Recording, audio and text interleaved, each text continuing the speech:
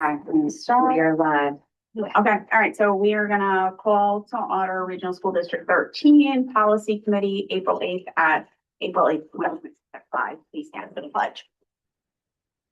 I pledge allegiance to the flag of the United States of America and to the republic for which it stands, one nation, under God, indivisible, with liberty and justice. Okay. First order is public comment. All right, well, that'll be me. Just afternoon. officially state your name and Yep. town. Yep. Good afternoon. My name's Tim Viennes. I'm a resident of Middlefield. And I'm speaking tonight regarding the proposal to change graduation policy. As both a community member and a parent in this district, as well as an educational leader for the past 12 years, I feel compelled to express some serious concerns about the implication of this policy. First and foremost, I question the rationale behind lowering a core academic requirement at a time when our district continues to struggle to improve student performance relative to our DIRG. Rather than raising expectations to better align with and exceed those of the other schools in our DIRG, we are considering a move that effectively lowers the bar for some of our students. Notably, we would be the only district within our DIRG reducing the graduation requirement to 3 years of English. This raises important questions about equity, competitiveness, and our collective commitment to academic excellence. Additionally, I'm deeply concerned about the potential subculture this policy could create within our high school. Policy shapes behavior. When we lower expectations, we inevitably create tiers of student experience. Those who are encouraged to pursue rigor and those who are subtly guided away from it. Over the course of my career, I've witnessed firsthand the unintended consequences of such structures, particularly for students who may already be vulnerable to lower expectations. From a pedagogical standpoint, I asked the board to consider the developmental reality of high school students. Is it reasonable to assume that all students, when given the choice between a more challenging academic course and an alternative pathway, will consistently choose the more rigorous option? Adolescents are still developing decision-making skills, and it's our responsibility as educators to provide guardrails that ensure all students receive a comprehensive and challenging education. Removing a core requirement does not create opportunity, it creates variability in preparation. As a district, we are entrusted with designing an educational experience that is both meaningful and rigorous, one that prepares students to be thoughtful, capable, and contributors to our society. This proposal, as it stands, appears to move us away from that responsibility. Furthermore, there's no clear articulated plan outlining the career pathway coursework that would replace the 4 years of English, or the 4th year of English. What are these pathways? How do we ensure equal or greater academic value? Where is the district policy that defines and supports these alternatives, and how will this pathway be assessed and measured? And finally, I have to address a concern that has been voiced within our community that this proposal may be driven, at least in part, by a need to reduce teaching positions. As a school leader, I understand the financial pressures districts face and the difficult decisions that sometimes need to be made and followed. However, any staffing decisions must not come at the expense of educational programming or student opportunity. If positions must be reduced, it is imperative that such decisions do not diminish the quality or rigor of the student experience. As students and families, our students and families in this community deserve policies that challenge students, support them, and prepare them for all of our future pathways. Thank you for your time, consideration, and dedication to our community. Thank you. Sure, thank you. Is there anyone online for public comment? We just have Nick online, but there's no other public online right now. All right. I shouldn't say we just have Nick online. We have Nick online. Sorry, Nick. Last name F? Nick Oh, Constantino. Yeah. Hey, Do I have a motion to approve the agenda? Move. Okay, do I have a second? I'll second. Okay, any discussion? All in favor? Aye. Okay. Do I have a motion to approve the minutes from January 21st? Okay, second, I'll second. any discussion? Okay, all in favor? Aye. Aye. Aye. All right, so first policy up to review is the graduation requirements policy 5127. So Sydney's bringing it up on there. We can dive right in. There we go. So we did some updates. We did not actually change the recommendation to move from 3 to 4. What we did is we tried to clarify some of the language I think there's been a lot of misunderstanding. Our school counselors still will recommend 4 years of English. The 3 credits is the way that the state is moving. And they are going to be emphasizing pretty heavily right now, even in the last couple of weeks, opening up these pathways and opening up other avenues for kids to get an associate's, get certificates, get industry recognized credentials. I'm sure you deal with that all the time. So the norm for us will still be that kids are taking 4 years of English. The 3 will be a little bit more of an exception, but we've talked pretty thoroughly about this, and our recommendation is still to say that the minimum is 3. So what you'll see here is you have the recommendation is on the left, and then in the parentheses is the minimum state requirement. So that the ones that are in parentheses are the ones that are aligning with the state minimum for graduation. We believe strongly that our school counselors are pretty amazing people, and that they work with kids and parents to find the right course selection for them. We don't see this as really being, I don't want you to perceive this or anybody to perceive this as lowering standards, because what we're trying to do is keep high standards, but also just open up more avenues for kids by being able to do this. I did also want to clarify that it doesn't have a correlation to teaching positions. The English teacher position was not recommended as a reduction. You know, it was discussed in the budget process, but it is still in the budget. So we are keeping our English staff, even though that wasn't a reason for this either. And I appreciate your concerns, and I appreciate that you want the rigor. We do too. So this really is just going to be like, we are hearing more and more about the need to redesign high school and to open up more opportunities for our students. I want to talk about the other changes that we made, because one of them, this 2028 and beyond. So one of the concerns was that there might be students who are juniors who can't meet these exact requirements next year. So we could do this 2 ways. We could say that this is for the class of 2028 and beyond.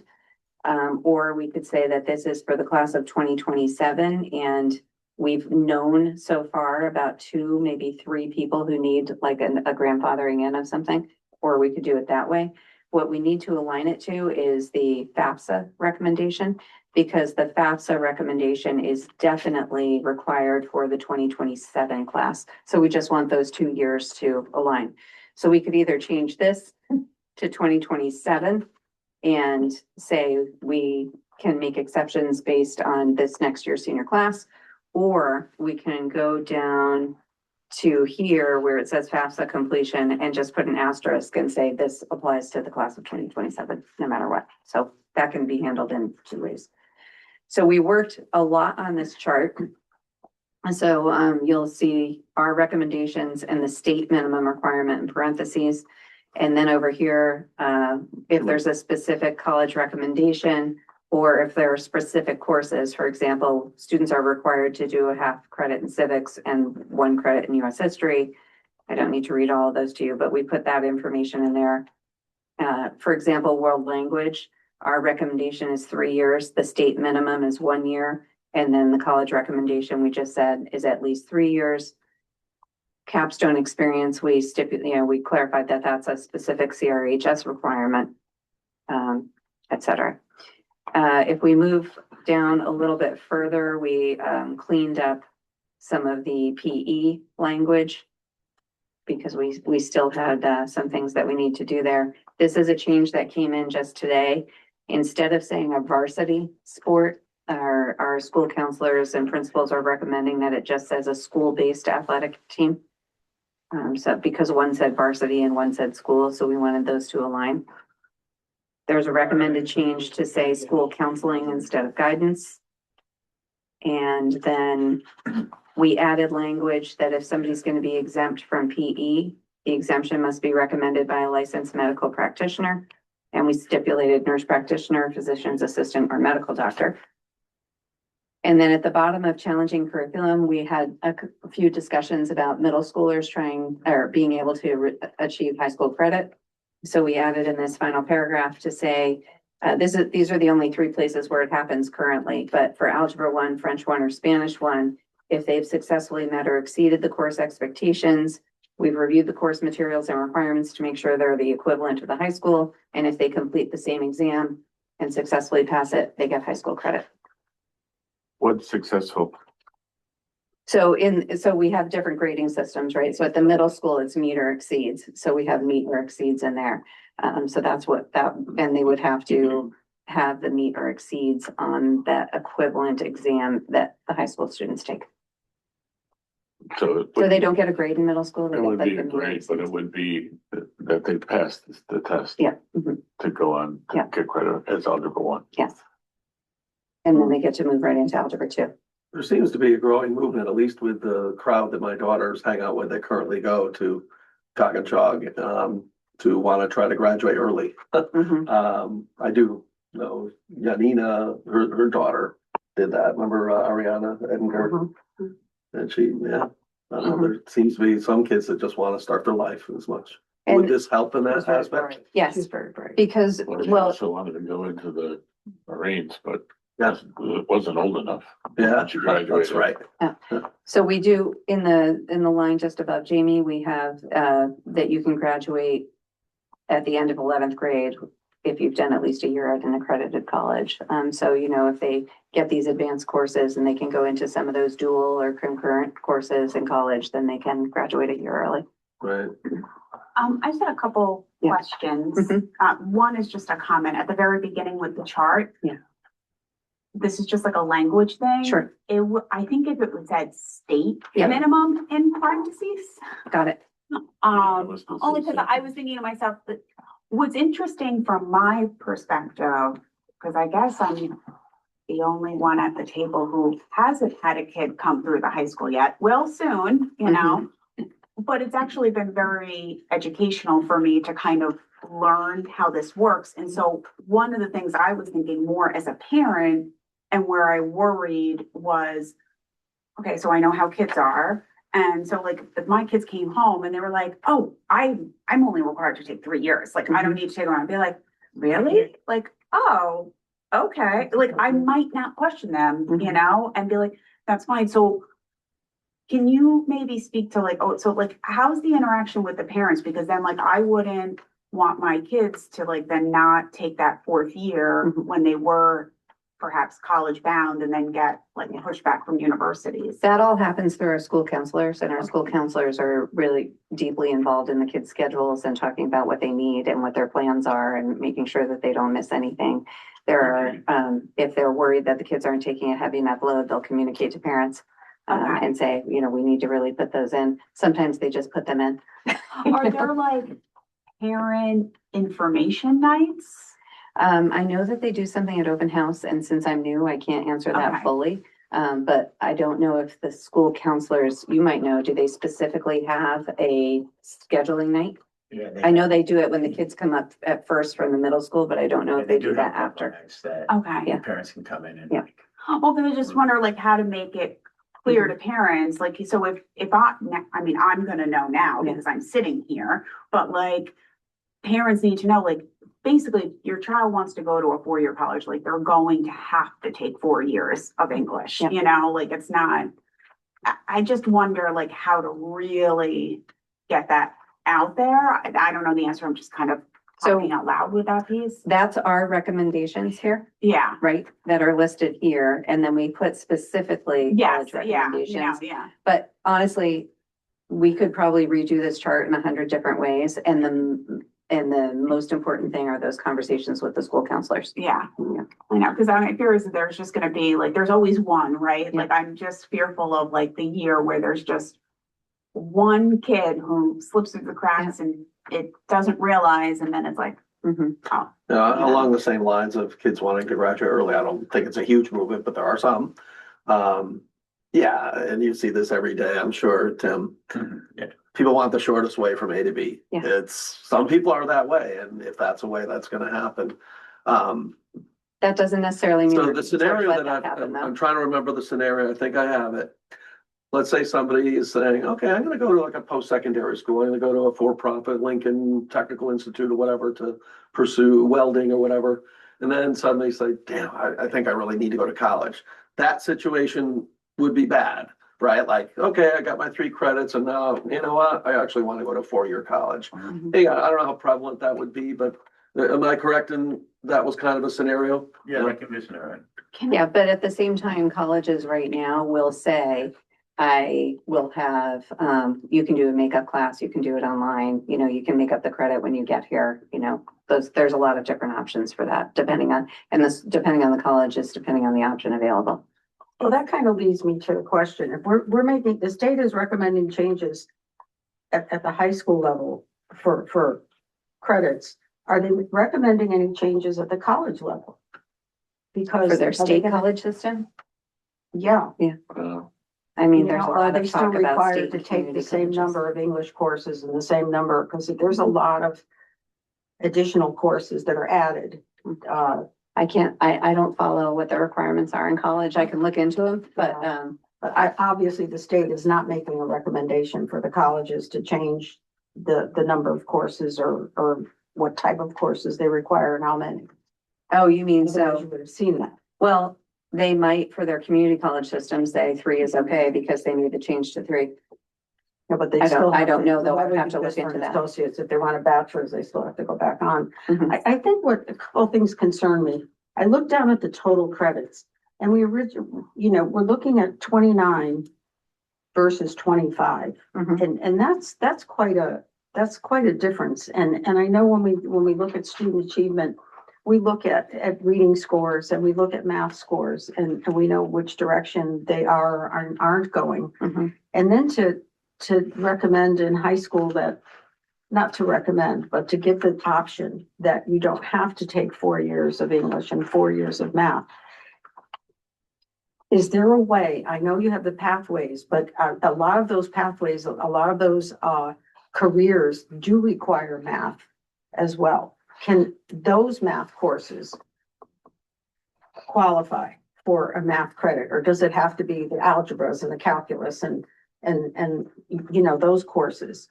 Be creative with the courses that you have to fit them in so that you can keep 4 as a recommendation, but in the pathways, you can call an English class something different than a standard English class, like literature or whatever. Well, that would depend, that would probably fall under their humanities options, right? So they have humanities electives, 2 humanities electives, and that's a state requirement. So if you're talking about something that could be flexibly applied to different places, is that what you mean? But we have obviously more than Algebra 2 or Integrated 3. Those are just the college recommendations for math. But there's a lot of math courses that are going to apply for math, and then like personal or financial literacy, could be a STEM elective in that same area. But we still make sure that students are getting that foundational math before they graduate. Christine, were you waiting to Yeah, say so something? I've had like a light bulb Yeah. moment that I don't know, and you could please tell me if I'm totally off base, no, that's not how this could work. But what I was thinking to myself was, if the state has ultimately made a different requirement, the state saying you need 3 years of English to graduate. Mhm. If we didn't make a change, I could see how that could become a legal issue, because you could have a student saying hey, the state's saying I only need 3 years. Why are you making me do 4? That's, Mhm. maybe that becomes like a legal issue. So I could see how you want to follow the state guidelines. But what I was thinking was, is there a way to maybe almost do this the reverse way? And I'm sorry, I don't mean to create any more work, but where I was going was, if a student had said, I only want to do my 3 years, then maybe they have to sign a waiver, and then the parents also sign that to understand hey, if you're waiving your 4th year, kind of English, course, Mhm. then you need to understand these are the potential implications. Mhm. And this way, then everybody's really on the same page, but we are still encouraging Mhm. students to take the 4 years. Mhm. And we do, yep, so I Yes, can bring up the waiver idea. Because I think It draws attention to it. I think it Yeah. draws attention to it. I think I'm just really fearful of I know, I think this does make it clear, but unless you know where to go and where to look, it just happens every day, right? oh yeah, it's out there. How come you didn't see it? But like, you know, it's People hard to draw are, attention to everything. people are gonna see the program of studies more than they're gonna see this policy, Yeah, right? So the program of studies will have this, but it has a lot more details about this is what you need to do, and Yeah. that's really the guiding document for the high school Yeah. courses. Mhm. But part of the reason, so before I got here, we had a requirement of 26 instead of 25, and part of the reason for moving to 25 was to align with the state. Yeah. For what you're talking about in terms of, if the state says I can graduate in 25, then, you know, we should align with that. And I lost my train of thought with the other thing, but yeah, I can bring the waiver back to see what our high school counselors and principals think about that, if you want to do that. The only thing that I would worry about is all of these in the parentheses are the state requirements. I don't think we necessarily need to like have English be, you know. Yeah, boring. maybe it's for, I mean, cause I guess one of my other questions actually was about world language, like Mhm. that difference there. So yes, the recommendation is 3, the state requires 1. Yeah. But there are a lot of kids, because I know, because I have one, Mhm. who has a learning disability Mhm. and they are exempt from doing the world language. And that's why the state only recommends the 1. Yeah. So, you know, in some of these situations, I could see like world language, like why there would be a difference. And I don't think, you know, there would need to be like a waiver in that, but like for math and English, I would almost say like there should be. I mean, those are your core foundational Mhm. classes. I don't know, just like, How are other high schools handling, the change? Are they making the change? Some are, Dropping some the aren't. courses? But what I can tell you is my prediction is that they will almost all go in this direction because we're getting a really big push from the state level to change high school and to open up those pathways more. So when we're doing our strategic plan, our huge part of our strategic plan will be, and not everybody understands pathways and what they mean. We'll be looking at kind of making high school, we could call it like high school innovation or pathways, but offering, a lot of it is driven by Miguel Cardona, right? And he's done an assessment of Connecticut and moved his organization back here. And his assessment in Connecticut is that we are far behind the rest of the nation in opening up these opportunities in high school for students being able to have some mobility in their credits to be able to leave high school with an associate's degree or with a certification or with a license. And that's the direction that we need to go. The harder part for us, They just created a whole new program with him. yeah. Yeah. Mhm. yeah, and that's, you know, I predict that this is where the push will come and where most schools will be going. The harder thing for us, honestly, is going to be that we're so small, it's gonna be really difficult to offer a lot of different pathways unless we get a lot of funding for transportation to share with other districts. As it currently stands, it seems like it's a little bit more of a explore things that you might be passionate about, get a feeling whether this is something that I might want to pursue. I mean, that's where it's at right now, but that's better than nothing. I do appreciate that part of it. Yeah. For sure. And as I said, our counselors are still gonna be recommending 4 years, but I believe pretty strongly that we need to keep this option for the state minimum available for the kids who need a different course of study. I had just 2 I was- other questions. I was more concerned about the math requirement than Math- English. Math rules the world. Huh? Math Practice rules the math. world, Yeah, math the is, saying from the finance person. I know. Well, I'm an engineer, so I mean, I just, well, my grandson's had HVAC at Vinyl and they do math. That's, Yeah. You know, That's with first intense. test, they do a lot of math. Had everything. to Figure things, yeah. it's like 4 trades in one. Culinary. There's, So that's why I'm wondering, like, just if there was a way to just put it in front of people's faces with math and ELA.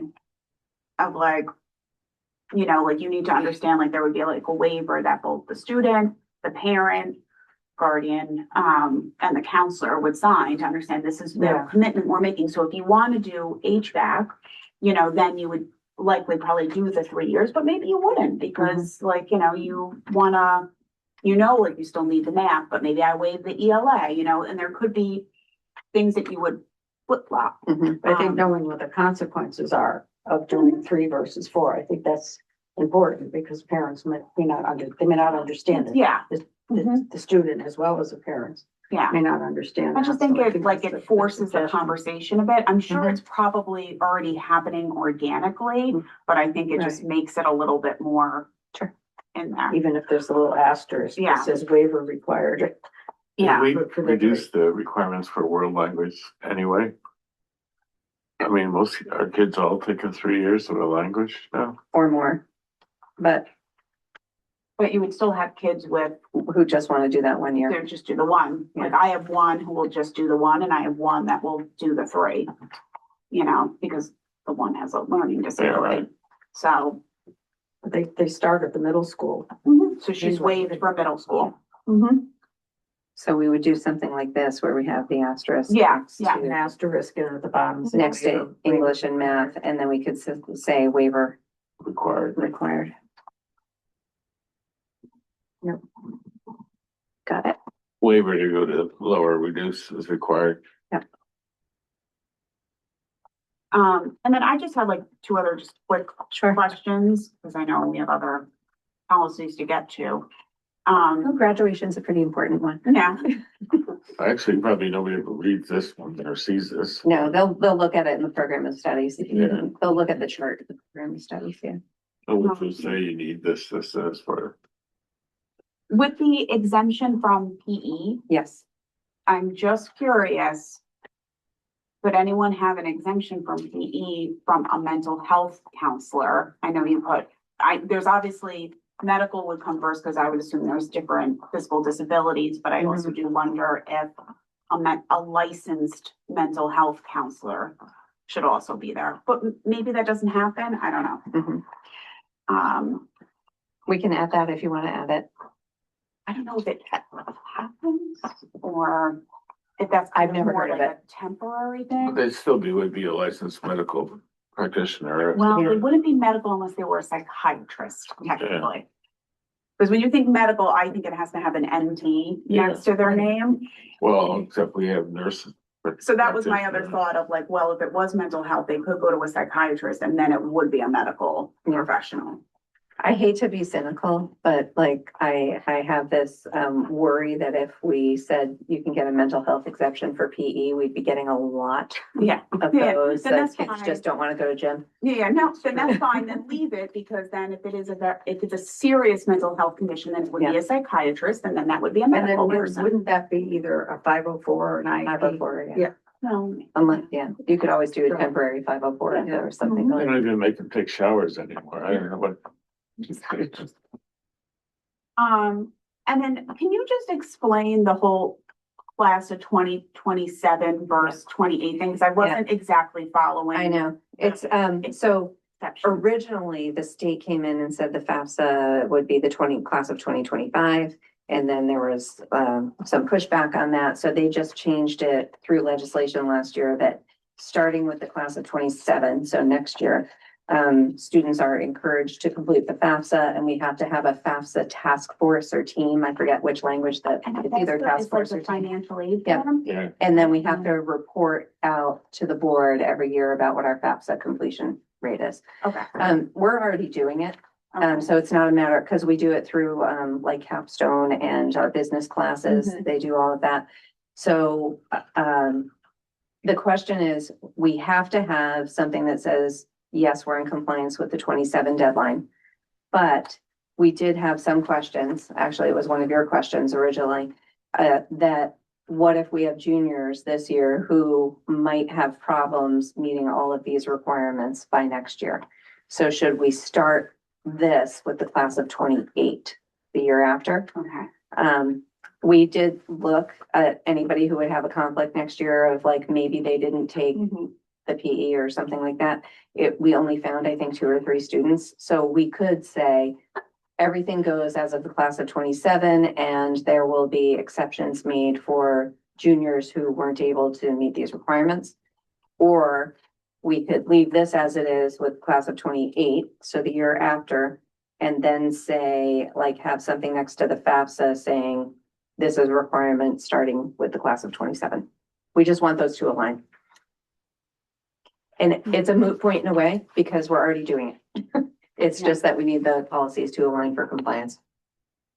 Well, I guess either for the current juniors, Mhm. you could just do like another little waiver form. Yeah.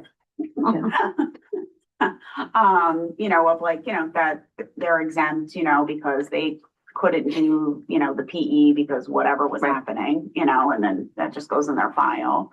Or you would just do 28 with like an asterisk or whatever. I don't know what, I guess, Either way, I feel it can go either way. It might be cleaner to just do the exemptions for next year's seniors because the FAFSA says 27. mhm. So I don't have to do this too? Yes. Mhm. Every district. Yeah. And it's just filing a bunch of papers. Yeah. Yeah. That would be for, student loans, aid. Mhm. Now, what if the student doesn't need that? They said So- they can do it at final, who's not going to college. The process that we use, and I don't know if this is similar to what you do, is that we have the students do the student portion here. They have to fill out the application. That application generates an email to the parents at home, and then it's up to the family. Okay. But we have gotten the ball rolling with the student putting in that initial step. So eventually you could say there was 100% student participation. Yeah, what the family does with it at that point. Yeah. And then they took away all the money. I was gonna say, what's the purpose for the state wanting all the students to fill this out? That's the, Encouraging, I mean, the federal government. it's encouraging students to think about college or to realize that college might be attainable for them, you know. Unless, that's my understanding. Yeah. Yeah. Then they sent us a banner that we put up in our school that says 100% of your kids, like, yeah. Yeah, we having that one, Makes You have look a, good. you have a party. yeah, we have a party and it's like check out, but yeah, it's just to get the kids and get the information. You're right, then I cut it. this, we would change this to 28. Yes, Yeah. 27. We Getting changed that to zero 27. because I made too much money because I worked 60 hours a week when I was. Well, if we're gonna do 27, or we're I gonna do just told my 28. kids, You're rich. it's not gonna happen, so they better get scholarships. So changing the date doesn't really make any difference because everybody's doing it now anyway. But for compliance with the state, we should probably just say But on the graduation requirements, it has to be with the class of next year, but it doesn't matter, we're already doing it. yeah, but it Isn't- would seem like 28 is, because the kids are more of a, the kids that are juniors now have at least, they can, Right. if they're not meeting it, they would.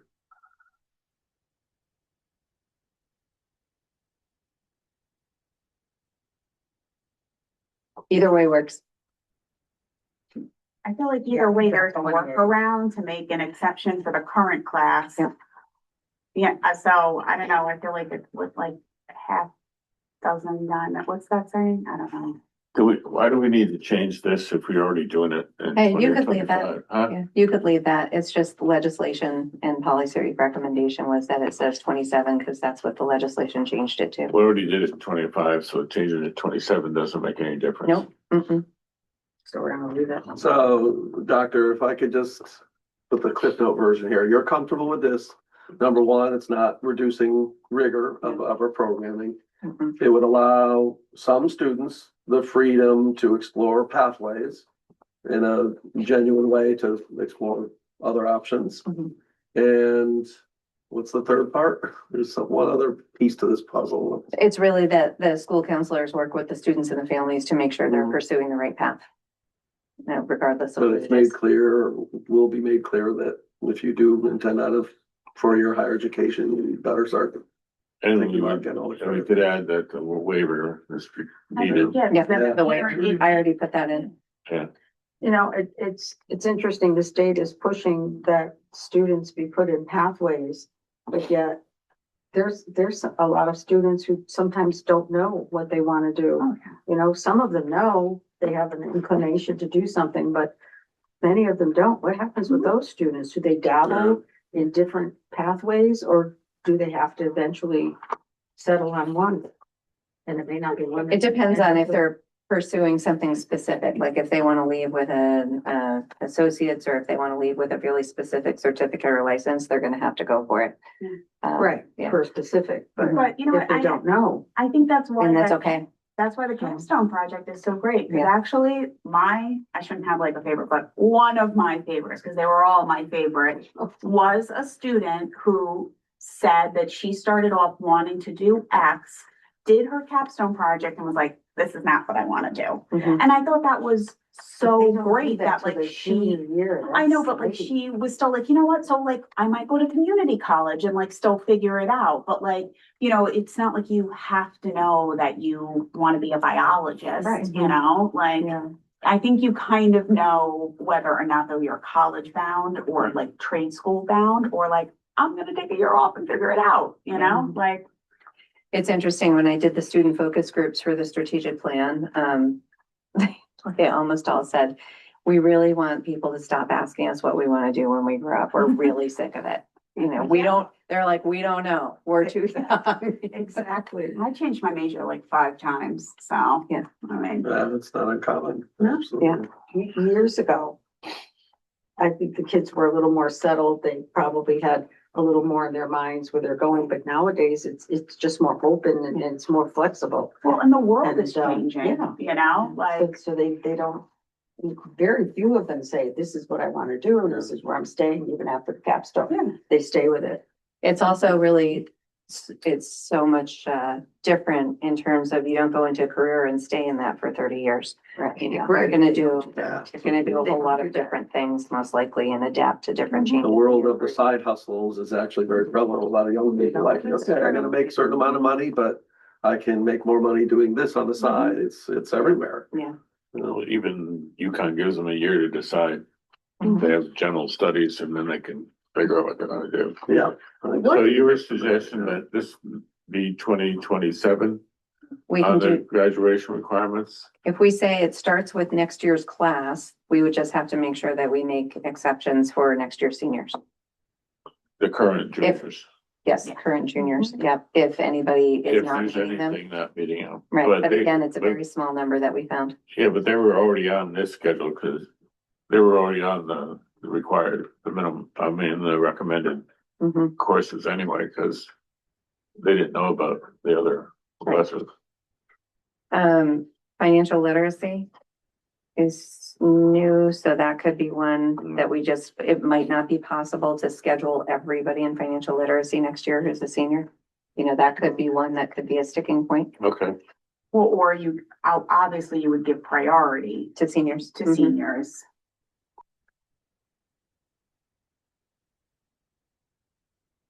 I think it makes more. how many credits did the student actually graduate with? It can be anywhere from 25 to like 34 or something, you know, some Yeah. kids just keep racking up classes, they take dual enrollment, they get other credits, you Yeah. know. Mhm. Since the state is pushing for pathways, what does the school district do early, before junior year, to expose the students to careers? Hopefully. Well, I'm glad that you mentioned that because I was at the career day at Strong Middle School on Monday.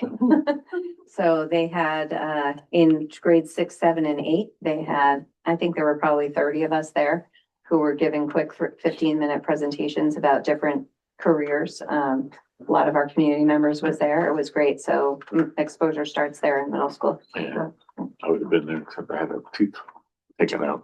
I bet I had more fun than you did. You did. Yeah. No, it was great. We had, you know, EMT, firefighters, maternity nurses, ER nurses, realtors, banker, like, just such a wide range of careers talking to the kids. It was really fun. And then what do they do, like, when they get into the high school and freshman year and stuff? Do they expose them to additional careers? Yeah. Mhm. Are you doing go with this?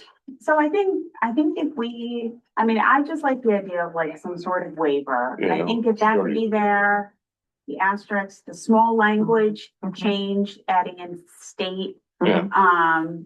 I'm honestly indifferent to the whole 2027 versus 2028 thing, As long as it Because doesn't either way- affect any kids. Mhm. that the Right. kids will, That's the the kids are best not for gonna the be kids. implicated if they couldn't achieve something. Yeah.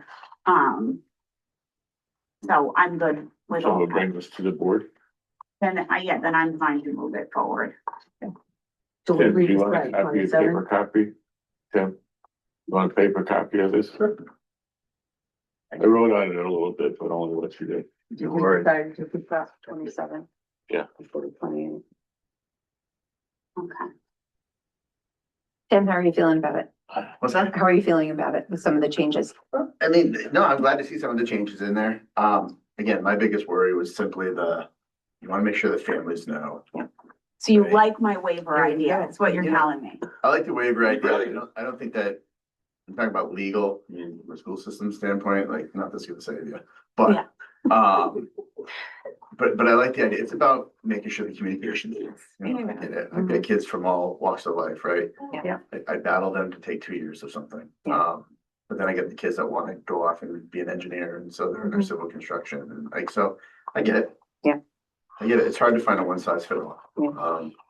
We moved away from those years of it being a one size fit all where we all lived in the same town. You graduated from high school, went to college, came back and worked in the same town, right? So everything's changing. Yeah. So we have to adapt with that too. I do like the changes though, that the fact that like you identify state requirements compared to what the district, is requiring or expecting or recommending. Because we have to do the same thing. We do have some pathways already established. Yeah. Mhm. Uh, I was at East Haven High School 2 weekends ago for dance competition.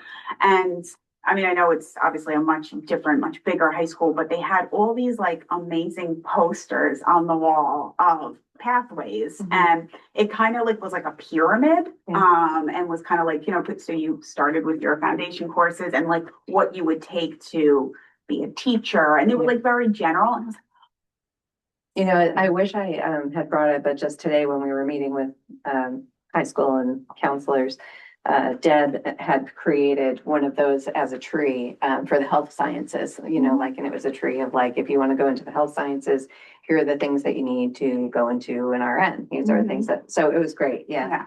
Well, yeah. It almost seems like a proactive move to deal with the eventual reality of AI taking away a lot of jobs and what jobs will AI not affect? And that's something to certainly think about and embrace. Mhm.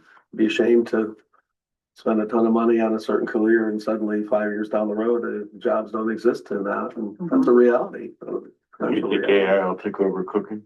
I was I gonna was say, just what gonna about say that. Well, was certainly gonna say. convenience products you can buy, or you don't need Yeah. to know anything, but Right. that's, no, I mean, there's a Pretty impressive restaurants in China that is completely AI run. Wow. Say that again. They have some pretty impressive restaurants in China and Japan that are completely AI run. You just put your order in on the kiosk, the robot sees it and puts it all together. They're not gourmet restaurants, but it's a start. I had a robot service when I was in China. Mhm. It's weird. That's right, yeah. Mhm. Yeah. All right, so right, I think thank we're good there on that one. Thank you for all that feedback and input. Yeah. Next one is Did this quorum and voting procedure policy, 9367. Yeah, I have a slight change that was sent by our attorney today that I'm just gonna pull up on the screen.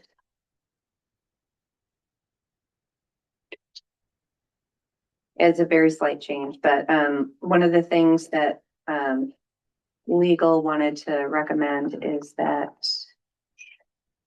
we don't want to say, hold on, let me make sure that it's up there and that Nick can see it. We don't want to say that there's only specific reasons why somebody can abstain, so here's the recommendation, which is a member may abstain from voting. We still cross off that phrase that confused a lot of people the last few months. For any reason the member deems appropriate, such as when there's a conflict of interest or a lack of information. For example, the member was not present when information was given at a meeting or when a vote took place. Abstention should be rare and members are not required to give their reason. So that was the only change, just to make sure that we added something that you can abstain for whatever reason you believe is appropriate. So, it doesn't say that on your memo. Yeah, that's what she. I just, Oh, yeah. Yeah. I don't have it here. No, no, no. I just pulled it up now because I just got this from Shipman today. Oh, okay. Yeah, because I was gonna ask, it just says there's a conflict of interest or lack of information, but sometimes there's another reason. Mhm. And it's not Yeah. either one of those, so that's better. That's Yeah. in the Yeah, book. that's good. But that phrase that, you know, it affects the vote one way or the other, you know, and then you can read things where it says it affects the vote to the negative and that, you know, like. Just, it doesn't do those things. The vote's the vote. Let me see where. So can I just ask a silly Yeah. technical question? Yeah. So if we're the abstention does not count towards a yay or nay, Exactly. is my question, right? Yeah. It's meant to be a It's just neutral, like, neutral, I'm it's a not nothing. voting, Yeah. basically, right? Exactly. Okay, Okay, that's what I just wanted to make sure, okay. yeah, because the language in there now makes no sense. So then, That's the way. it if you have always 10 was. people and you have 5 vote yay, 4 vote nay, and then you have the 1 abstain, the vote passes because you have the It's a- majority. It's still right? 5-4.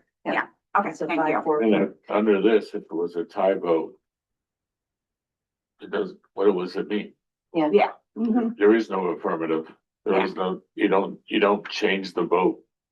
Like if you have Or 4-4 and 2 abstention, Yeah. it doesn't pass because then it magically becomes 6-4. Yes, Right. yeah. Okay, And it seems like 99 and 100 abstentions that I've seen here is based more on non-attendance to a meeting, Yeah, and you right. can't speak to the minutes Yeah. of being where it needs to be, so. yeah, I feel like that. Or always happens with occasionally it's a minutes. sensitive That's the only subject and you time. don't wanna fall on either side, so you don't wanna vote. Okay, Get right, so go that's behind. the change. Yeah. That would be the language change. And we will put that language in Mhm. for Yeah. the. For the board way to meeting. do it, yeah.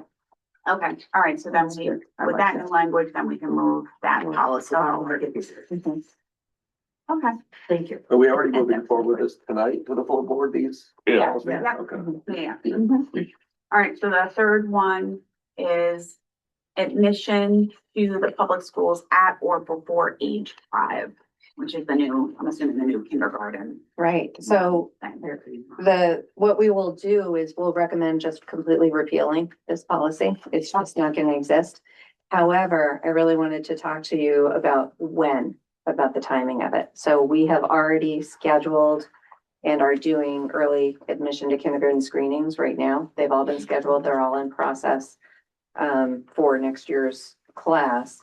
If this goes to the board meeting in May for a first reading and June for adoption, that would mean that anybody at that June meeting who, for example, might move into town, doesn't have that early screening option, and that could be okay. Or you can wait until maybe the end of summer and then repeal it then. So basically what you have to think about is how long we have discretion until the 27-28 school year. So basically, how long do you want to leave the early admission screening option open? Well, I think if it's already in process, I don't think it's fair to. Oh, no, we're not stopping anybody in Yeah. process at all. This would Okay. only be for people who just move into the district. But a lot of people do typically move in the summer. I mean, I wouldn't imagine you would get this influx of, 30 new kindergartners, but, people do tend to typically move in the summer because that's when schools are not in session. It makes for an easier transition. So I would say maybe we repeal it like in September or something. Right. Well, I think you It probably Following August. school year. Or yeah, August. Yeah, that's fine. Yeah, so, and it's just going to be, from this point forward, it's going to be your 5 on September 1st of your And that's kindergarten just- year, and that's it. If you're born on September 2nd, you're waiting a There year. was some wiggle That's state law, last year so we because don't- it was a new. We don't need a policy, it's just state law. It's just state law, right? So we would actually just repeal the whole policy because our other admission policy already talks about being 5 on September 1st. So we could repeal it effective August, or we could do it in the summer. I think probably like in August, like just to give June, July, right? So if we did it in our Yeah. June meeting, it would, July, then it could be adopted in August. Mhm. So what I'll do is I'm gonna hold off on this, Yeah, and then I'm just gonna wait so that the timing of it is that the second reading and adoption is the August meeting. Yeah, To repeal a policy Yeah. though, you need to go through two reads. I usually have, we haven't repealed one since I started here, so do you usually do two? I don't know. I don't remember. I don't ever recalling repealing one, but I would usually do two, just, you give that one notice, people have another chance Yeah. to public response, and then you do it the next time. Yeah, so we'll time that one for August. I feel, I really feel that this is a good move, because I do think that you just have to have a date and stick to it. But I do feel very bad for our families, given the current daycare and preschool situation. Because that's what really kind of drives people for wanting the early admission, and it's very hard to find all the preschool and daycare that you need, so. I agree with the age philosophy, but I just think it's gonna be hard for some of our families, especially with two working parents. Yeah, Well, he should have aligned it more with his universal preschool yeah. plan is Yeah, the way Well, it would go, Got the but, cart before the horse. yeah. yeah. So, okay, all right, so that's That might that be coming one, sooner and than I think. then the next one is non-resident students, 5118. This is, as you saw in my memo, this is just really adding a little, bit more kind of teeth to this one, is that we have students who, wait, where is I brought up the wrong file, sorry. There it is. These are the ones that, I'm suggesting changes on. So this is just that we have, it's come to my attention that there's this, affidavit that people can sign and say, hey, I'm saying that my child is actually living with my grandparents and they're in Durham. And then the parents sign that that's their primary residence, that they're living there more than 5 nights a week. And then we have the people who are actually residents in town have to stipulate that, yes, then these are the legal reasons for a non-resident admission. This is the school student cannot be living with them for the sole purpose of attending school. So you can't just say, I want to go to Region 13. And so you're going to say that you live with this person or live with them. They can't receive any payment for the student to live with them. And they have to say that it's the child's permanent address. And then we just have they have to have it notarized. They understand that they're responsible for tuition if it turns out that they are actually not living there, or if they just put this affidavit in, fraudulently. And that I added some language that we can actually go check. We have had a couple of situations this year where the people weren't living anywhere near here. Just to let you know, we always let the kid finish the year and try and make a good transition. It's not like we find this out and they have to go the next day. Kids can finish the year. We want that stability for them, but I think we need to attach a little bit more accountability to both of these. So I just added a couple of places to initial here and on the one that the parent signs as well. That in this one already. It's in the policy. It's called copy of verification residence forms. And it accompanies the non-resident student policy. Would a student also fill this out if they move in the middle of the school? I know we also make exceptions Mhm. to that point, and I remember these I think it happens more. Yeah. In high school, for them to finish out a junior. So anybody in the way our policy reads now, anybody in their senior year, they can just finish and graduate. We don't Yeah. do anything with seniors. If there's a move out of the district after January 1st, they finish the year. And then other than that, we can make 3-month exceptions. Okay. Yeah, but if they move before January 1st, right now the policy states that they should be transitioning to that other school. You get the language in here or not? It's on the regulations though. Oh, So, I don't need to be a cynic. And I know you don't approve, right? I want to make these changes. I always want to bring them to your attention so we know about regulation changes.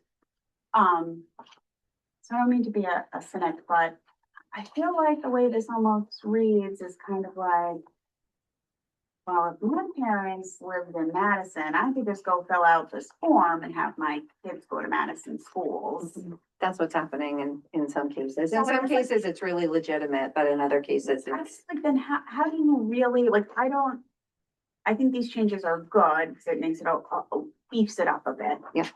But how do we really monitor and validate we're not. that? Yeah. You know, the only thing, How- and that's why I put in here that we can do some manual checks and everything, but we're not Yeah. right now. And sometimes we give these forms to people and when they have to have it signed and notarized, they back off a little bit because they realize that they're actually, you know, signing a legal Yeah, document. The board also, I believe, has the option to not allow this affidavit to happen too. I mean, you could just say that, you know, we're not going to allow this to happen. The problem with that is that there are sometimes very legitimate Well, yes, circumstances. yeah, you no, know. no, and I guess that's what I would just be curious about. Of like, well, how do we validate the legitimate reasons? Mhm. And like, should that be a part of the policy and or regulations? Mhm. I'm not sure how you would want to work that Yeah. in. We always have conversations during registration because, you know, they're gonna come to us and they're not gonna have an electric bill or they're not gonna have all the documentation that they need to establish residency. And we have conversations with them about the living situation, and that's how we know that some of them really are legitimate and that that child is much, much better off living Yeah. in that situation. I don't know what else we can do in terms of being like we could have the SRO stop by a few times a year to make sure they're actually living there. Mhm. You know, that's something that we could do. It's hard to be it's hard to police this. Yeah. It is. Hmm. I don't know, I just, Do you do anything with this? You're an advocate. Yeah, I mean, it's important to have something like this. I'm gonna tell you that certain districts, how they deal with special populations is different, which is why you have to have something like this in place, just to support you in the event that you never have a student. And I mean, the kids talk too. Yeah. So a lot of times when I get those students, it's because like the kids are by themselves. Like, oh, everybody will say like, oh, I can't get there because my mom. Sometimes they want to be live with their it. friends. What kind of deal with it? Yeah. Like, how's this working? yeah, So it's a good, I mean, for me, as a school leader, it's a safeguard. Yeah. For us. yeah. Oh, yeah, I This definitely kind of think, stuff is money. Yeah. Right, so. yeah, I definitely think having it is good, if there's just a way to somehow just incorporate, like, okay, like, do we say like, well, twice a year, you know, the SRO will stop by like, Randomly. unannounced, Mhm. you know, to like make sure that. Yeah, I'm trying to, I put, I understand the school district reserves the right to verify this living situation throughout the year. I could add something in there, to randomly verify. Yeah, I don't know, maybe, yeah, I mean, that's up to you, I mean, definitely in favor of having it, I just was curious of, you know, also like, you know, just trying to be risk averse and monitoring it appropriately, but not also overstepping at the same time, Mhm. you know? Because I'm sure some of them are very sensitive situations. Yeah, they are. You know, and usually, like I said, when we say you have to have this signed and notarized and, you know, if there's anything that we find, you will owe $33,000 to Mhm. 29,000, whatever it is to the district, you know, then people might think twice. Sometimes they Yeah. do. Okay. All right, well, I think that's fine for now. does this cover kids that might be outplaced from another school? Yeah, those are completely different Oh. laws. That's different laws, Yeah. so we don't have to deal with that. Yeah, that depends a lot on their district of residency and where they're placed and where their last district of residence was. And, you know, there's a whole lot of different, depends on if you're an IEP, if you're outplaced, if you're a foster child, if you're adopted, like if you're Yeah. McKinney-Bento, homeless. You know. But those all like you would have like really, you have some sort of documentation for like those backups. So, you know, for Yeah. IEP, like have their IEP, you know, like so. Yep. In foster kids, like you have all the DCF stuff, so. Yeah. Yeah. So this is just trying to tighten it up a little bit. So it's only gonna appear in the regulation, right? Mhm. So we really don't have to vote on that, but we could bring it to the board and just say it. Yeah, I assume that the board wants to see all regulation changes too that are attached to a policy. I mean, I think it would be good. Yeah. Just, We have, more. So just keep Mhm. up to date. we just don't vote on it. Right. All right, last one, improve completion rates of FAFSA. I think we're set with that one. I think that we fixed it, Good. adjusted the date. Yep. We don't even have to adjust the date if you don't want to. I mean, we could just leave it as is. So are we doing it? We're already doing it. Yeah. That would be fine. Okay. Right, any public comment?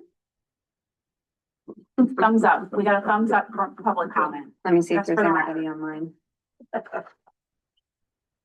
mean, I'll take it, you know? Right. I You mean, gotta take the wins. We have one person online. If there's any public comment, if you want to raise your hand.